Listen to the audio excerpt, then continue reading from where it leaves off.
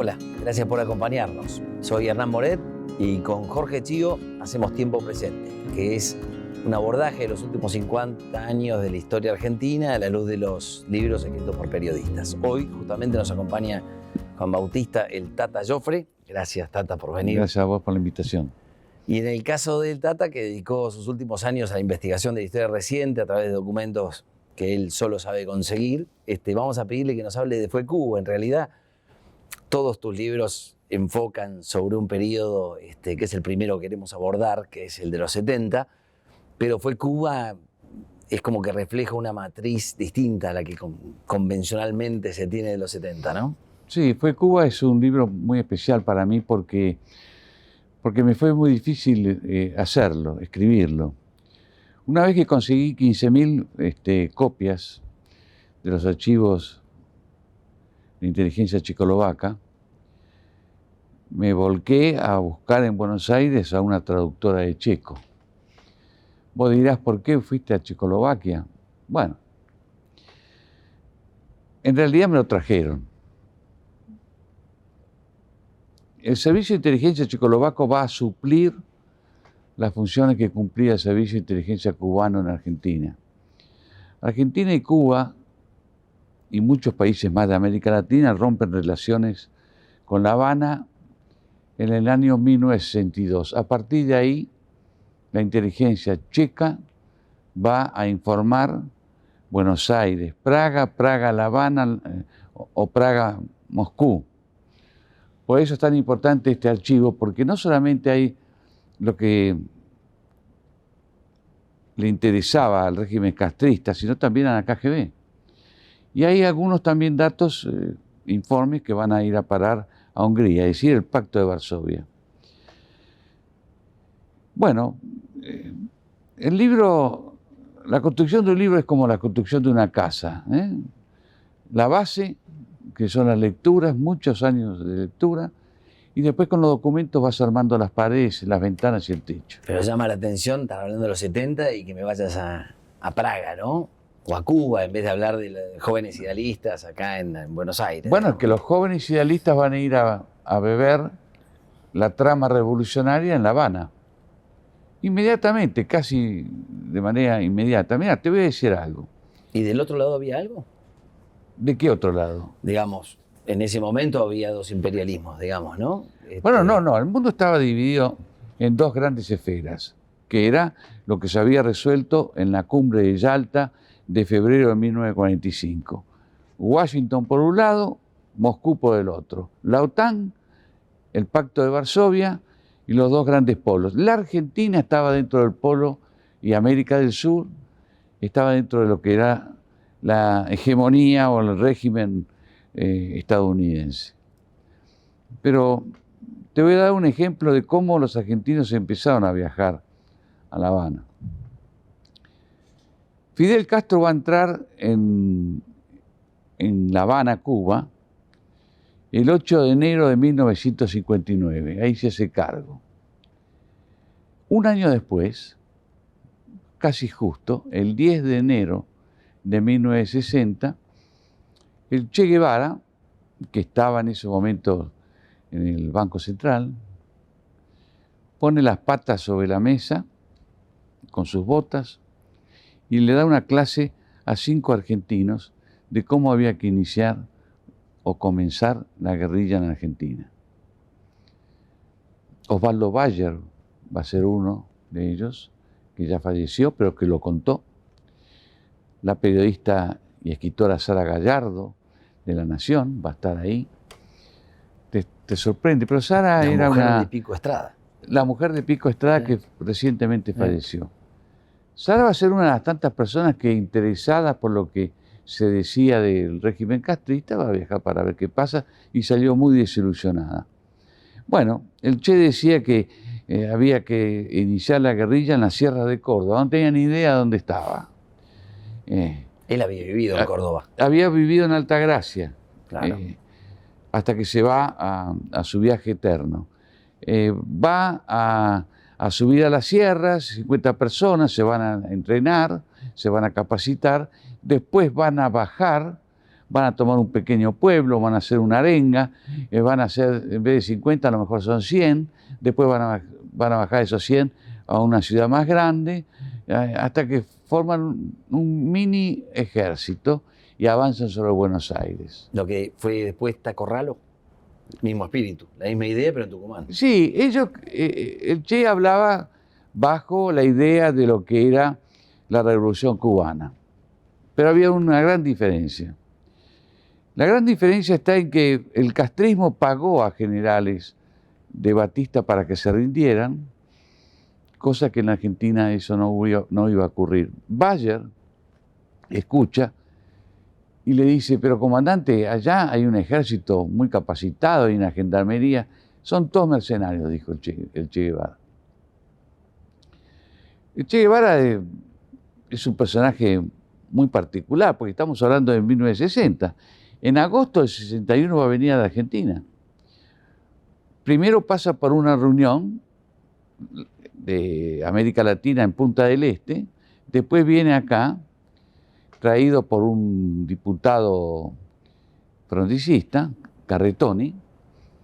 ¿No era Rodríguez Larreta? ¿No era? No, Rodríguez Larreta va a pasar la noche anterior con el Che Guevara. Okay. En un departamento en Montevideo, en donde va a haber una reunión entre el delegado del presidente norteamericano, Goodwin, que era el presidente de la todavía Kennedy, con el Che Guevara. A mí me llama la atención que vos a Rodríguez Larreta padre y a Camilión los identificás como parte de esa red internacional, digamos, como del lado del Pacto de Varsovia. Eso entendí yo. No, nunca he dicho eso. Oscar Camilión fue un maestro mío. Y Horacio Rodríguez Larreta fue el hombre que administró los fondos de la CIDE bajo mi gestión. Estoy hablando del padre, un hombre honrado. Señor Ocho. Un hombre honrado. Y bueno. Un gran tipo, yo lo vería mucho también. Va a venir el Che Guevara a Buenos Aires. Así que el vínculo no era por cercanía, sino era por otras razones, el vínculo entre Horacio y el Che. No, lo que pasa es que Horacio era un metido, como lo podía ser yo. Estaba en la cumbre de Punta del Este, habían amigos brasileños, lo invitan a Horacio. Horacio siempre ha tenido grandes amigos brasileños y va a parar esa reunión. El que viaja con el Che Guevara es Jorge Carretoni. En un momento, en un avión particular, Jorge lo hace subir al Che y le dice, sube. No, yo no tengo autorizado a viajar. Si tú no vas, yo no voy. Así que ahí se subió Carretoni y fue al aeropuerto de San Fernando. Ahí tiempo más tarde, o un par de horas después, va a visitar a Frondizi Olivos, se llama un escándalo terrible. Vos preguntaste por Camilión. Camilión en ese momento estaba almorzando con Mujica, que era el canciller, un viejo dirigente conservador. El canciller ignoraba la reunión, tuvo que renunciar, hay una crisis militar, hay un general que dice que no podía imaginar a Frondizi, el presidente Frondizi, estar reunido con ese atorrante. Así fue la Argentina. Yo creo que el presidente se equivocó, pero son esas cosas que solamente Frondizi podía. Y desde ese numen hasta los 70, ¿en dónde está el hilo conductor? Ese fue la primera... El hilo conductor está siempre en esa obsesión que tenía Fidel Castro por especialmente dos países. Uno era Venezuela y el otro era Argentina. Pero el Che muere en el... El Che va a morir el 8 de octubre, el 9 de octubre, el 8 cae preso, el 9 de octubre de 1967. El 9 lo fusilan. Pre-70 para nosotros, que podrían estar en los 70 propiamente sí, dicho. Pero no te olvides que en esa época se estaba armando el Ejército de Liberación Nacional, que tenía columnas. La columna argentina era todo de un grupo de muchachos que se habían entrenado en Cuba, que iban a viajar hacia el sur de América Latina para apoyar el Che y su lucha en Bolivia. Ahí lo que ocurrió fue que el Che murió y la columna queda en el aire. Yo tuve algunos miembros de esa columna en mi casa para hacer este libro. Hay parte de ahí. Resulta que cuando el Che muere, la columna da vuelta su mirada y entra en Argentina, y son las FARC, que el 12 de octubre del 73 se van a juntar con montoneros en abierto desafío a Juan Domingo Perón. Bueno, son los que van a quemar los supermercados de Rockefeller allá por junio del 69. Y ahora, Tata, tío, disculpa, Sí. corte este proceso histórico que estás detallando. ¿Por qué se da esto? El contexto socioeconómico, o sea, están los que hacen y los que dejan hacer. Y todo se da en un contexto socioeconómico, porque ideólogos o idealistas, diríamos, mejor dicho, hubo siempre. Ahora, eran idealistas, pero ¿por qué tiene lugar ¿en la Argentina? Claro, en Argentina. En la Argentina, bueno, me llevas a junio del 66. En junio del 66 va a caer Arturo Humberto Illia.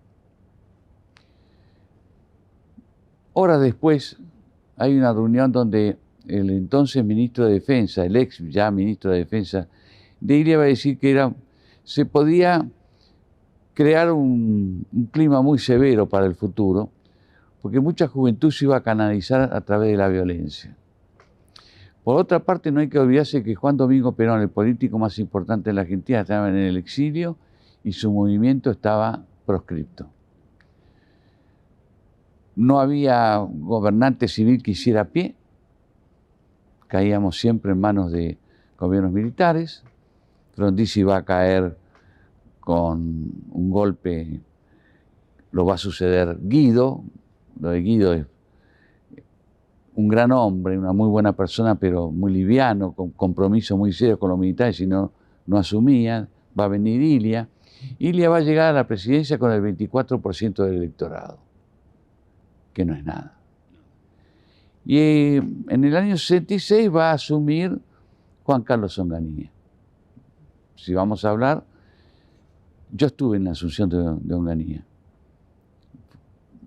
Diría que fui colado. ¿Cómo? Bueno, había un coronel, el Yuyo Costa Paz, que era el padre de un amigo mío, y yo le pedí si podía acompañarlo. Entonces, yo quería ver eso. Como también estuve en esa época en el cierre de campaña de Illia Peretti, en el Luna Park, en fin. Era cuestión de caminar, ya desde joven, ¿no? Es muy linda la historia vivida. Totalmente. Como en este caso, o sea, a la vez vos la contás, pero es vivido esto, ¿no? No, o sea, yo estoy en esa gran movilización del peronismo que se hace el 17 de octubre del 63. ¿Qué pasó ese día? Bueno, Illia dejó que se festejara el 17 de octubre. Yo fui. Un tipo curioso tiene que ir a todos esos lugares. Bueno, ahí pasaron una cinta de Perón, estuvo Bandor, etcétera, etcétera. Sí, Ahora, Tata, todo esto generó una fascinación rarísima en la gente. Vos sos un bestseller hoy. La gente compra tus libros, has escrito varios, las editoriales te piden, escribís periodísticamente. Ayer una bombita tiraste ahí en Infobae con el tema del financiamiento de la campaña, justamente. Ahora, ¿por qué pensás que la gente se fascina con ese tiempo? Argentina creció hasta los 70, desde los 70 mantiene un crecimiento errático que básicamente mantiene el tamaño de su economía. no es que la Argentina se fascine, es parte de la historia. Lo que pasa es que el rencor que ha traído el gobierno argentino del año 2003 a la fecha ha hecho que de un lado y de otro surgieran miradas diferentes de ese pasado de los 70 que fue muy duro. Porque si yo te cuento que estaba metido detrás de los acontecimientos, que pasé por La Opinión, que pasé por Clarín, que pasé por Ámbito Financiero después, también debería decirte que en septiembre del 79 yo me fui. A mí nadie me corrió, pero había que hacer un proyecto editorial y me fui a Estados Unidos. No me fui a La Habana, como muchos, me fui a Estados Unidos. Pero fue una época de notable violencia. Pero pareciera como que la gente se fascina con la Guerra Civil Española, se fascina con la grieta, al final la maldicen, pero... Todo depende de cómo se la cuenten, ¿no? Pero además también acá no hay que olvidarse que detrás del terrorismo estaba Cuba y la Unión Soviética, pero estaba Cuba. Cuba era el portaaviones soviético instalado en el Caribe. Ahora, si Cuba era el principal interesado en la violencia, vamos a decirlo, Sí. ¿qué necesidad tenían los movimientos guerrilleros subversivos de secuestrar, de robar bancos o qué sé yo? Muy simple. Cuba estaba muy interesado, pero tampoco podía financiar absolutamente todo. Para que veas el grado de compromiso que tenía Cuba con el terrorismo argentino, digamos que gran parte del rescate de los hermanos Bon sale en valijas diplomáticas de la embajada cubana en Buenos Aires, y que el embajador Aragonés Navarro, o es Navarro Aragonés, va a participar de todo esto, que era un íntimo amigo de Che Guevara. No mandaron a cualquier persona acá. Mandaron a una persona que se ofreció y fue a buscarlo al Che a Tanzania cuando fracasó en el Congo. Le pidió al Che ir, y le pidió a Fidel Castro ir con el Che a Bolivia, y Fidel no se lo permitió. Va a ser el hombre que, por ejemplo, el 10 de abril a las 13 horas, el 10 de abril de 1982 a las 13 horas, va a entrar al despacho de Galtieri y le va a ofrecer a Galtieri un submarino cubano para hundir un barco inglés. No es poca cosa. Y es además el que le va... gobierno militar tenía entrada esos días por Casa Rosada, también es un dato, ¿no? ¿Quién? ¿Aragonés? Y claro. Pero ese día entraron dos personajes. Ese día entró Hay. Cuando Hay se retira para ir a las reuniones en el Palacio San Martín, va a entrar Navarro Aragonés, o Aragonés Navarro. Y va a ser algo muy especial, porque él va a inaugurar un sistema, ese sistema de grabación. Porque las grabaciones de Galtieri habían fracasado el 1 de abril, que es cuando él habla con Ronald Reagan y el coronel conecta mal no queda grabada la cinta. No quedó nada grabado, un drama. Y entonces entró la gente seria de la CIDE y puso bien la grabación en la grabadora y micrófonos en la oficina de Galtieri para que Galtieri tenga una constancia de lo que hablaba. Yeah.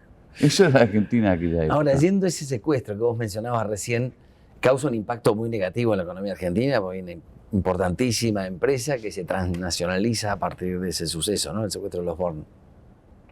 Sí. ¿Querés que hablemos de los bonos ahora? Si querés. No, pero te digo, el problema argentino era la profunda inestabilidad, que no venía solamente de Perón, venía de Lanús. Ya había una gran inestabilidad, una salida política, decisiones que son de tipo político interno. Alejandro Agustín Lanús se va a mandar una misión a Estados Unidos a buscar plata, un puente, porque no había un peso en Argentina. Fue tapa de diario en La Opinión de aquel tiempo. Pero además, con el peronismo, va a llegar Helvar, va a llegar Gómez Morales, va a llegar Rodrigo. Entonces, cuando vos venís de un plan económico que dice inflación cero, como decía el general, inflación cero no existe, y menos en la Argentina. Explotó todo un día. Yo estuve en la plaza ese día también, el día que explotó ahora, todo. Ahora, ¿qué mezcla, no, ese gobierno con gente como Helvar, que era más cercano al Pacto de Varsovia, por decirlo? Absolutamente. ¿No? Perón decía Rodrigo, que quería... que pareciera que no, ¿no? Perón decía siempre en manera de chiste, pero que no era chiste, que él tenía que controlar a los dos. A Helvar por ser cercano a la Unión Soviética y a José López Rega por ser cercano a la CIA. Okay. Los hacía controlar entre sí, capaz. Sí, en cambio le decía, a usted lo quiero porque usted es milico entero. Se lo decía a Benito Jambí, el ministro del Interior. Mira vos. No, el general era... ¿Y quién se beneficia con todo esto, Tata? ¿Quién se beneficia con todo este bardo, digamos, con esta... Nadie se benefició. Nadie se benefició porque fuimos a un golpe de Estado del 24 de marzo del 76, en donde nuevamente la clase política le dio la espalda a la sociedad. Mirá, Te lo voy a explicar lo más brevemente. En septiembre del 75, Isabel se va a tomar unos días a Cochinga, Córdoba. En aquel hotel famoso de la Fuerza Aérea que tenía un gran campo de golf. Acá hay gestiones de todo tipo para que Isabel renuncie. Balbín va a hablar incluso con Luder. Luder queda a cargo del Poder Ejecutivo, era el presidente del Senado. Y Luder dice que él no quería aceptar porque no quería pasar a la historia como un traidor a la viuda del general Perón. Isabel va a volver y va a presidir el acto del 16 de octubre, el 16 de octubre del 75. El 17 de octubre, mientras Isabel hablaba, cerca de las 2 de la tarde, había gente que había empezado a escribir una carpeta, que era la carpeta del golpe. Esta discusión de si Isabel por qué no se iba, que la sacaban bien, etc., se va a trasladar hasta enero del 76, en donde el radicalismo le pedía o sugería por distintos medios a Isabel que renunciara, que tenía que renunciar, para que se salvara el proceso democrático, viniera Luder. Las decisiones más fuertes en contra del terrorismo las saca Luder en la semana de octubre del 75. Y nada, Isabel nunca quiso salir del poder, había gente que le incentivaba a quedarse, no digo López Rega, pues López Rega ya no estaba, pero sí Lorenzo Miguel, Julio González. Ahora, Tata, justamente por este detalle que estás haciendo, ¿no? Digo y vuelvo a pensar, ¿era ideología genuina o eran intereses? ¿Qué si lo pones en una balanza? Yo te diría que la izquierda va a decir que eran intereses del capitalismo, la de siempre, la basura de siempre. Yo te diría que era el enorme desorden que reinaba en la Argentina, la cantidad de muertos diarios, las bombas, los atentados, los secuestros.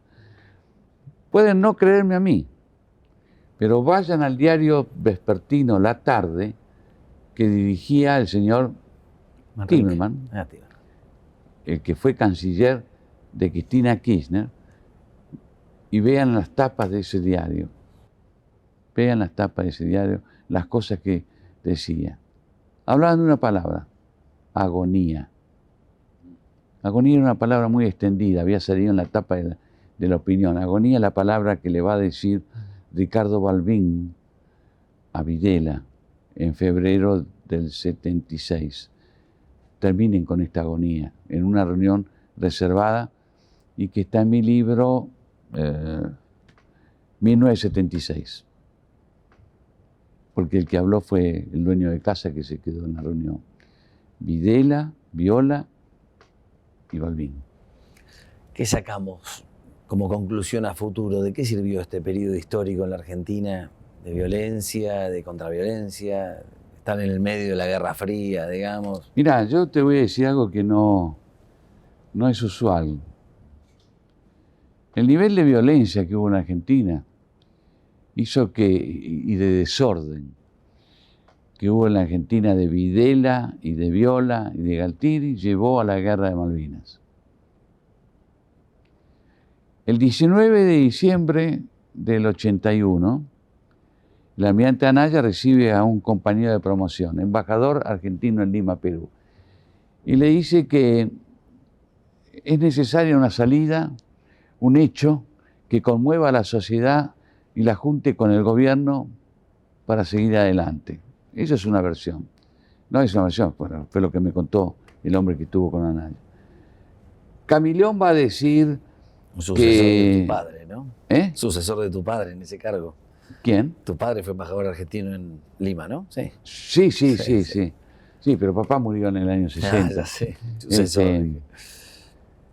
La idea era que el proceso estaba para muchos agotado, ellos no querían rendir cuentas de lo que habían hecho y necesitaban hacer algo que conmocionara, surgiera un patriotismo enorme, que fue lo que sucedió, y que llevara a la dirigencia política a negociar con los militares un poder.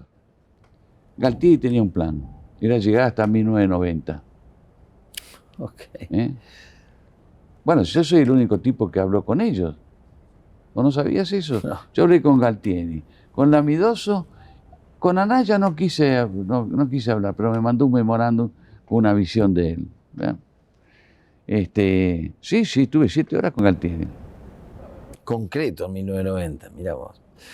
De eso no queda más que desorden, no queda más que caos y de crecimiento económico. Absoluto, ¿no? va a llegar el pobre Alfonsín con un país dividido, con una economía en pedazos, no supo barrer sus propios clichés ideológicos. ¿No supo o no lo acompañaron? No supo, porque cuando vos me decís acompañar, vos me estás diciendo por qué el peronismo no lo acompañó del Congreso. No, sí, el mismo radicalismo, ¿no? Bueno, el radicalismo sí lo acompañó. Yo no conozco. De la Rúa fue senador nacional, había perdido la interna. En fin, no puedo decir que Perete haya sido un enemigo de Alfonsín. Perete va a ser embajador en Uruguay. No supo. Para eso llegó Menem. Ahí vamos a tener que ir a otro programa. Así que, porque estamos regalando el tiempo, así que todas estas cosas se habla en Fue Cuba y en tantos otros libros tuyos que has tenido el coraje de escribir, porque empezaste cuando no había muchas campanas, ahora hay 2 campanas, ¿no? Han aparecido otros que te siguieron en el camino, pero en ese momento había pocos que Yo soy creían. diferente a las campanas que supuestamente están del lado mío. ¿Cuál es la diferencia? Que yo al lector le muestro documentos. Porque se ha mentido mucho en Argentina. Entonces, todos los más están testimonios de años del 77, te lo traen a hoy para quedarse bien posicionados por cualquier cosa. No, yo te muestro el documento. Esa es mi tarea. Y yo quiero un documento tuyo, quiero que me dediques el libro antes de que nos vayamos. Te agradecemos muchísimo que hayas estado, Jorge. ¿No? Por demás. Se me ha pasado demasiado rápido el ¿Viste tiempo. que rápido Se ha pasado pasa demasiado rápido? rápido, así son las cosas, y con esto cerramos entonces esta edición y los esperamos la próxima semana. ¿Qué sigue, Hernán? ¿Va a seguir esta historia? ¿Con quién seguimos? Sigue con Claudio Jacqueline, el intocable, sigue con Raúl de la Torre, el Rodrigazo. Vamos serpenteando con distintas miradas, con distintos temas, para de alguna manera tener un foco. Y después viene los 80, la restauración democrática, después viene el menemismo, después viene el fin de siglo, digamos, la crisis del 2001, y después el tiempo presente, como se llama el programa. Así que Nos vemos la semana próxima. Muchas gracias por la invitación. un honor y muchas gracias a vos, Tata.